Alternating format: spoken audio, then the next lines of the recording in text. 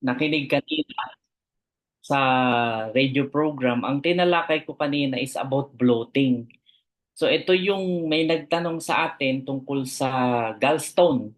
So ito yung ginagawa ko program para sa gallstone. Pero um, ang alam natin, ang alam ng madami pagka gallstone ay ooperahan na kaagad. So itong program na to pwedeng makatulong para hindi kayo maoperahan ng gallstone.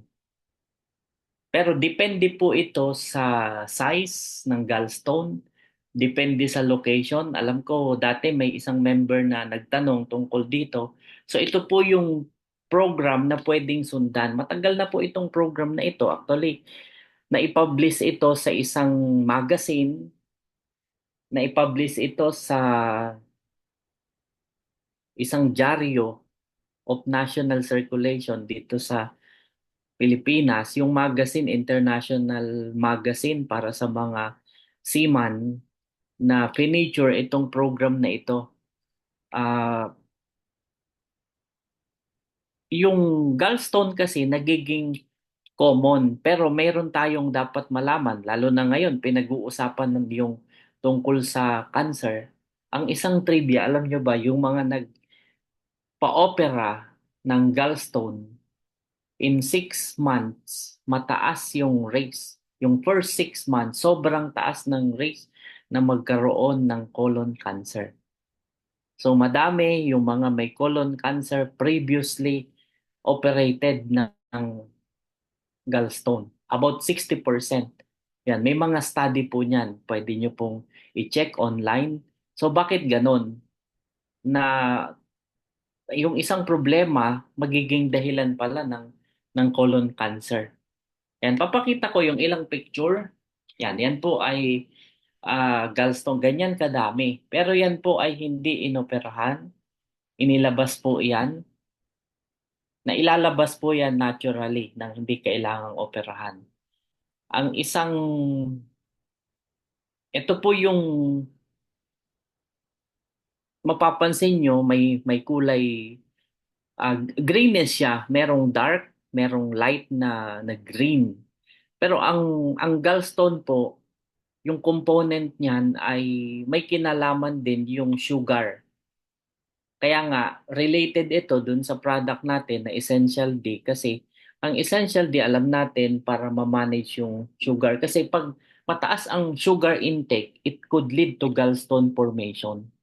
Kaya malaking tulong yung Essential D natin para makontrol natin yung gallstone. Pero itong i-discuss ko, ito yung flashing. Ilalabas mo yung gallstone nang hindi ka ooperahan. Pero sabi ko nga, depende po ito sa size, depende sa location.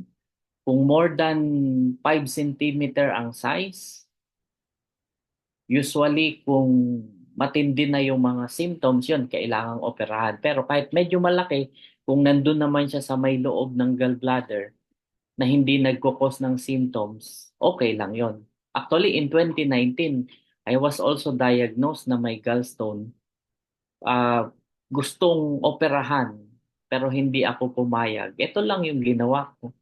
At hanggang ngayon, walang butas, hindi na operahan ako. Pero nakukontrol siya kasi lahat naman tayo nagde-develop ng gallstone. Hindi natin alam, unti-unti, na ilalabas natin siya naturally sa pamamagitan ng tamang pagkain. Yan po ang itsura ng gallstone pag na-flushing. Kasi yan, dun sa program, magtatai kayo, ilalabas nyo ganito. Nakalutang po siya sa bowl kasi nga ito ay cholesterol at saka sugar stone, saka calcium. And ito sa anatomy, ang gallbladder nasa may ilalim po ng ating atay. So doon naiimbak yung apdo or bile.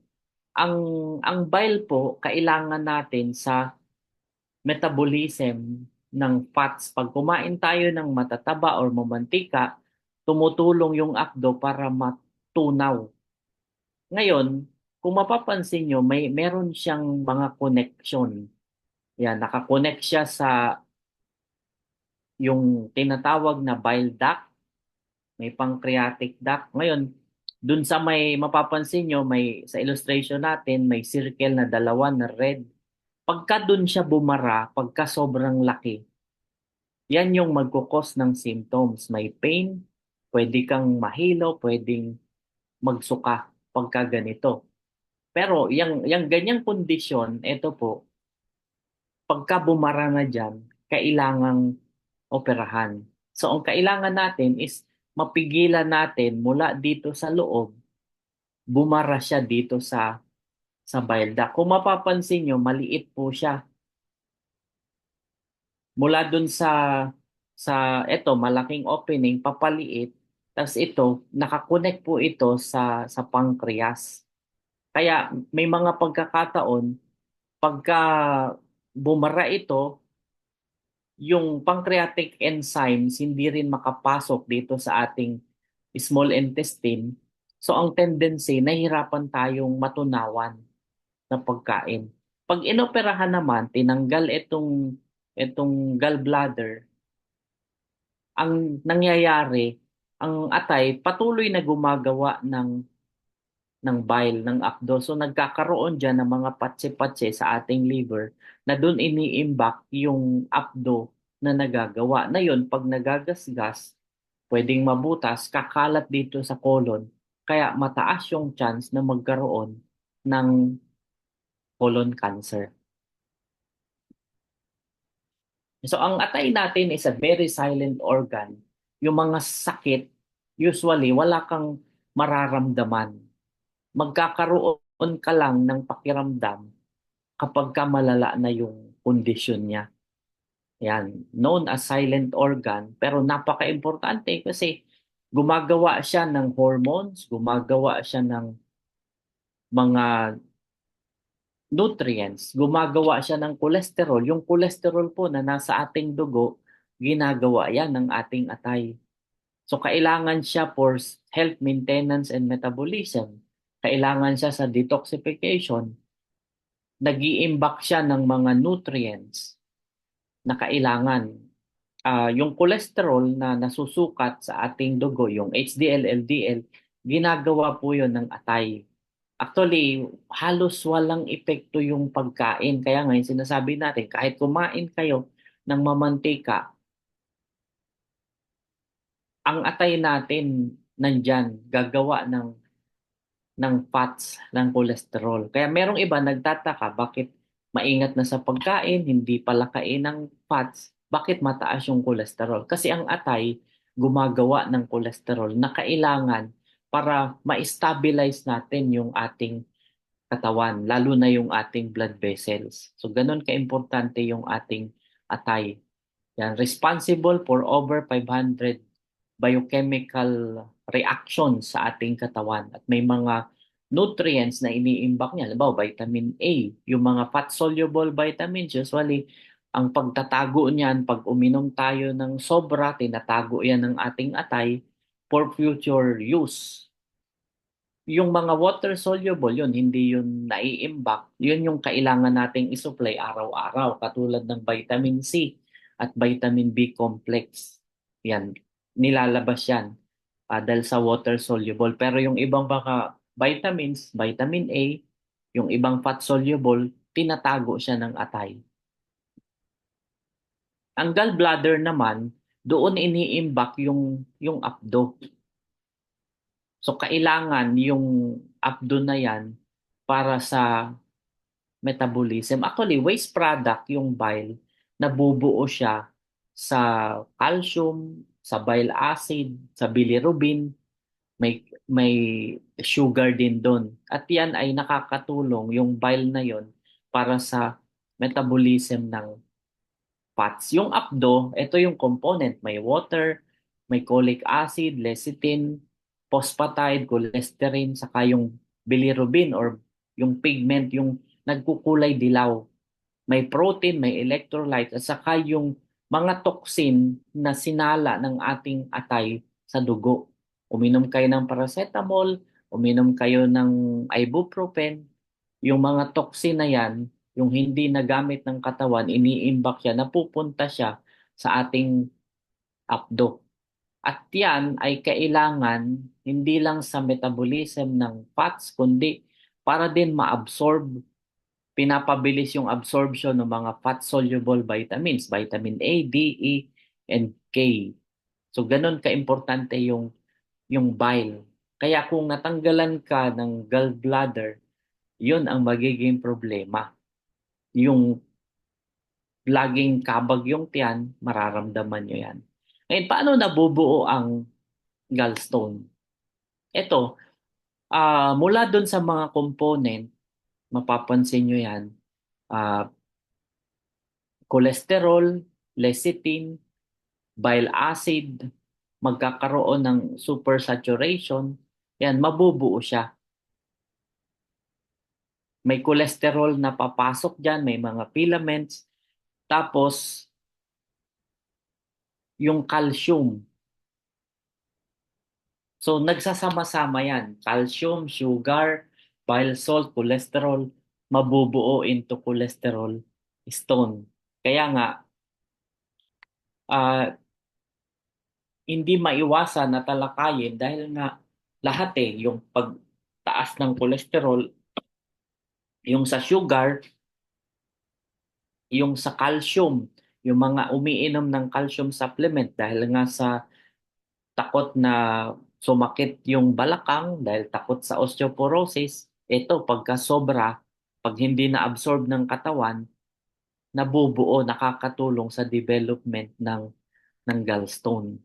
So ano yung mga sintomas na pwede nyong maramdaman kapag ka may gallstone? Kabag yung tiyan. Usually, after na kumain ng mga mantika. Kaya nga, kung ikaw ay previously na operahan, bawal na talaga yung may mantika, yung pinirito. Kahit yung adobo na mamantika or any luto na mamantika, iiwasan. Kasi nga, ang kabag, madalas mong mararamdaman. Ayan. Nandun yung pagsakit ng tiyan sa upper right quadrant, sa kanang bahagi, na sa may taas, 'di ba? Sa may ilalim ng ribs mararamdaman. Tapos tender. Merong iba aakalain nyo inaatake kayo sa puso. Masakit yung dibdib. So may mga cases na sinusugod sa ospital. Siyempre ang complaint masakit yung dibdib parang aatakihin. Ang gagawin ECG, pero normal naman yung readings ng ECG. So may chest pain, may back pain. Pagka ganyan ay gallstone. May mga cases na ang doktor na nag-handle ay lalo na hindi sanay sa ganito mga kaso. May cases na akala ay heart attack. So may ini-inject na gamot para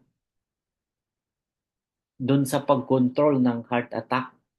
Kasi may mga ganong case na hindi naman ini-ECG. Titingnan lang yung yung heart rate, pag mabilis, masakit yung dibdib, mag-i-inject ka agad, lalo na sa emergency room. May ganong case. Pero may mga cases hindi na na-ECG, yun, delikado. Kasi basta may chest pain, dapat ma-ECG. Kasi dun mo makikita yung talagang result ng ECG na normal.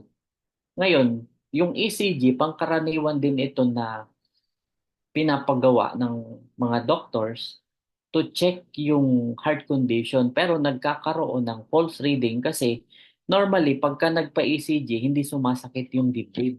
So lalabas talaga na normal.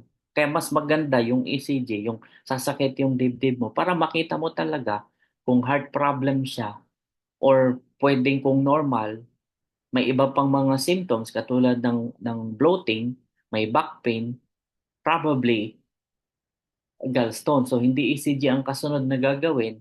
Ang diagnosis is through ultrasound. So kailangang i-ultrasound. So ito yung program. It's a very simple program na pwede nyo pong sundan. Kung mapapansin nyo, may nilagay ako dyan na mga products. Ito pong presentation na to, ginawa ko pa noong 2005. Ganun nakatagal itong lecture. May nakalagay diyan essential C, essential A, essential B, may probiotics, may grapeseed. Yan, pwede pong wala yan eh.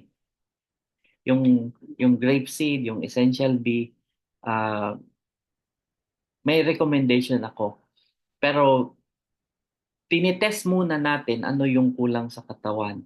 Pero ang pinaka-importante diyan, yung number one, for 6 days. Iinom kayo. Ito po yung intensive program. For 6 days, iinom kayo ng 5 to 6 glasses ng apple juice araw-araw. Kung ayaw nyo ng apple juice, you can eat 5 to 7 green apple. Pero regular diet. So ang iiwasan nyo lang is mga oily foods.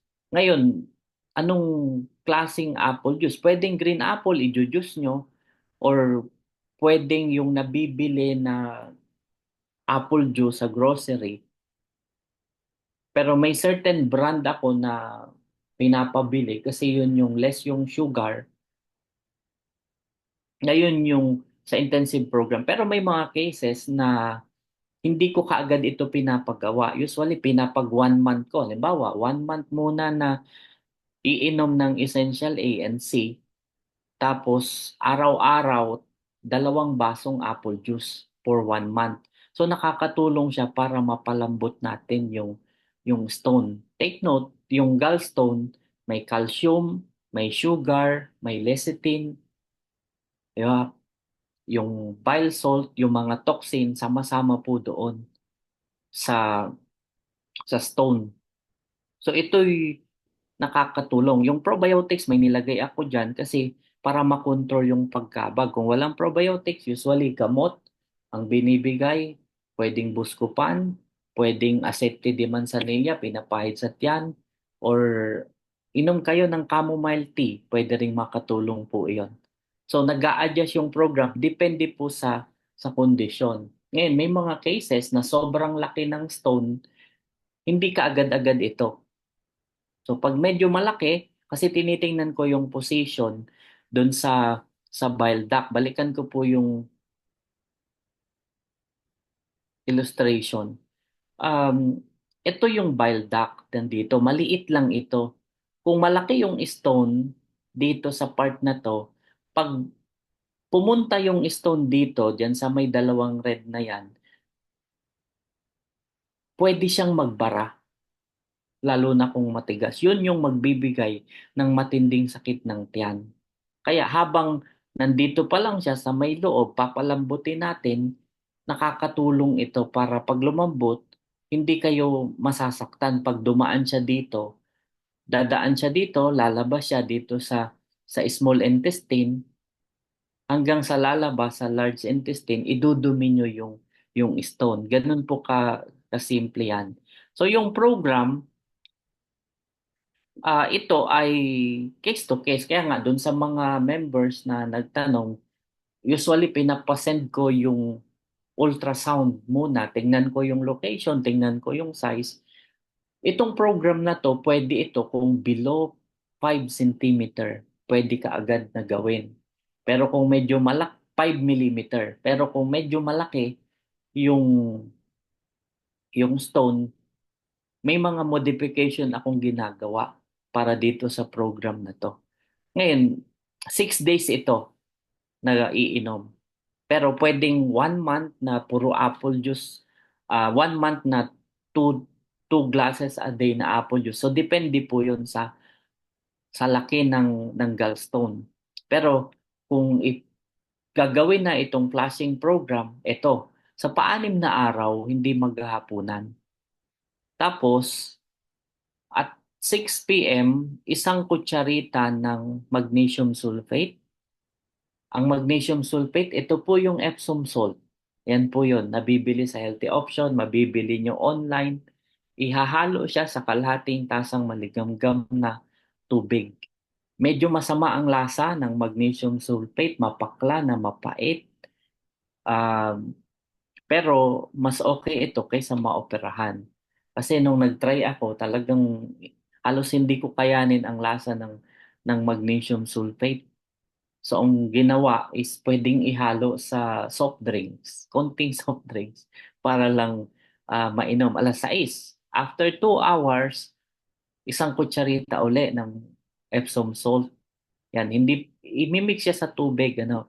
Pwedeng damihan ng tubig, kaya lang ang sa akin half cup lang kasi para konti lang yung iinumin. Kasi pag isang baso ang hinalo niyo isang kutsarita, parang ang hirap ubusin po eh. Kaya yan, kalahating tasa para ilang lagok lang, ubos na yung kalahating tasang maligamgam na tubig na may Epsom salt. So dalawa yan, 6:00, 8:00. Pagdating ng 10:00, ito yung papainom, olive oil, saka lemon. Yan, ito yung medyo mahirap din, pero sabi ko nga, kung di naman kayo maooperahan, eh okay lang ito. Yung mga sanay na uminom ng virgin coconut oil, actually pwede rin po yung virgin coconut oil. Kaya lang pagdating dun sa effect, mas maganda yung effect ng olive oil. So pwedeng olive oil, pwedeng virgin coconut oil, pwede rin yung castor oil. Pag castor oil, mga 30 ml na castor oil. Medyo iba yung lasa, syempre mga oil yan. Ang tendency niyan, magtatae. Yan. So you may add honey or any sweetener. Basta wag lang yung mga artificial sweetener dito sa mga iinumin na to. Pansinin nyo, 6, 8, 10 p.m. Pwede nyong i-adjust yung oras. Yung iba, pagkainom ng 6:00, nagtatain na.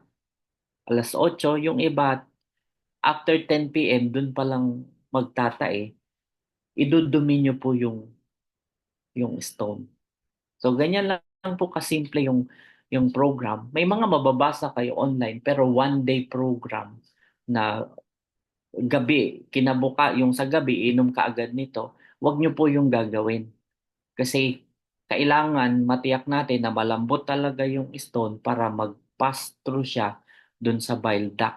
Pero ito nga, dun lang ito sa mga stone na below 5 mm ang size. Pwede ka agad gawin. Kung medyo malaki, may program na pwede. Depende po yon case to case. So you can consult me kung pwede nang mag-flashing para safe. Kasi ito po, ang gallstone medyo delikado kapag ka bumara sa bile duct, pwede kayong ma-emergency operation. So ito po ay ah, tinitingnan nating mabuti kung pwede nang i-flashing. So yan, hindi po maghahapunan. Pero after nung 10 p.m. na yan, pwede naman kayong kumain ng light lang na lugaw.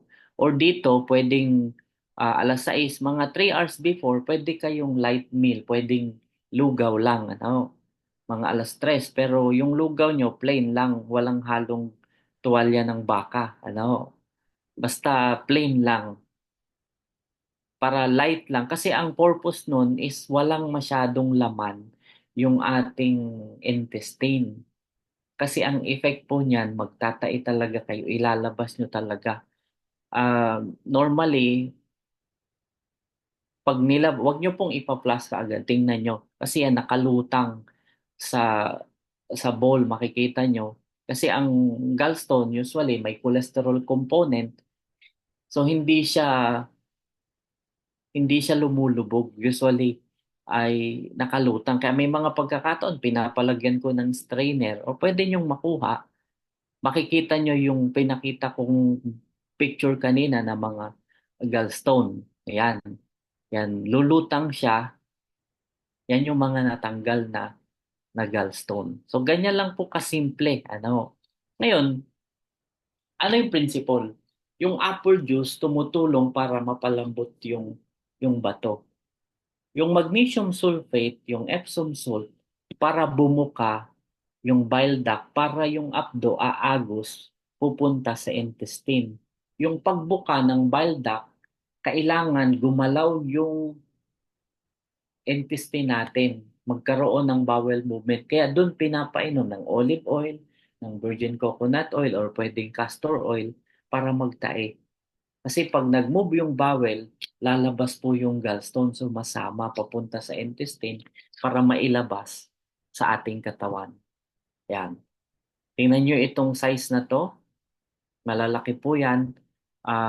Pag malambot na, pwede pong ma-flush out kahit medyo malaki. Pero kung medyo matigas, usually Basta not more than 5 millimeter, pwede po siyang mailabas. Madami po yan. Usually, pag nasa ultrasound, yung iba sasabihin 3 lang, pero may mga nasa loob na hindi po nakikita. Balikan ko yung picture.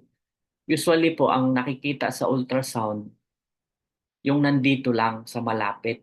Kasi itong dulo na to, usually nasa ilalim na ng atay at may mga pagkakataon kapag ka may fatty liver, hindi masyadong nakikita. Pero lahat naman halos tayo, merong gallstone. Hindi lang nagkukos ng problema kasi nandito sa loob. Pero habang tumatagal, natutunaw din siya na ilalabas unti-unti. Sumasama siya sa pagdumi. Yan, ganun lang po siya kasimple. Pero yun nga, ingat lang sa program, magkonsulta po kung ano yung pwedeng gawin kaagad itong program na to or pwedeng mag 1 month. Huwag yung nababasa sa internet na 1 day lang. So ito pong program na to, subok natin. Madami pong natulungan na. Yan, tingnan nyo yung size. At kaya natin ito dinidiscuss kasi malaki yung kinalaman nito sa development, yung mga naoperahan, mataas yung chance na mag-develop ng colon cancer. May mga kaibigan ako na ah, nagpa-opera, so ngayon mayroon silang colon cancer, may liver cancer. Natandaan ko, nag-lecture ako dati sa Lipa City sa Batangas, yung isang nagtatrabaho sa munisipyo, I think administrator, siya yung nag-organize kasi natawagan siya ng pansin, nagtataka siya just after less than 6 months, mga 4 months after ng gallbladder operation, meron siyang colon cancer. So isa ito sa dapat na bantayan para nga maiwasan natin yung colon cancer kasi madami po ngayon na nagkakaroon ng colon cancer dahil nga sa mga pagkain. So may kinalaman yung cholesterol, yung sugar, kaya yung mga product natin nakakatulong, lalo na yung Essential D, para makontrol yung sugar. So less yung production, yung development ng gallstone para maiwasan po itong ganitong kondisyon. So for prevention, yan, iwasan yung sobrang calcium, yung mga maaalat, matatabang pagkain, lahat yan nakaka apekto. Even too much sugar, it can lead to gallstone formation. So for prevention, yan, pwede niyong gawin 1 glass of warm water with 1 teaspoon of apple cider vinegar pagkagising po or 1 hour before breakfast. Or kung walang apple cider vinegar, pwedeng kalamansi. Pwede po yun, basta walang sugar. Kasi mag initiate po ito ng pagdi-detox ng ating liver, gallbladder, and colon. Lalo na dun sa mga constipated, pwede po itong makatulong.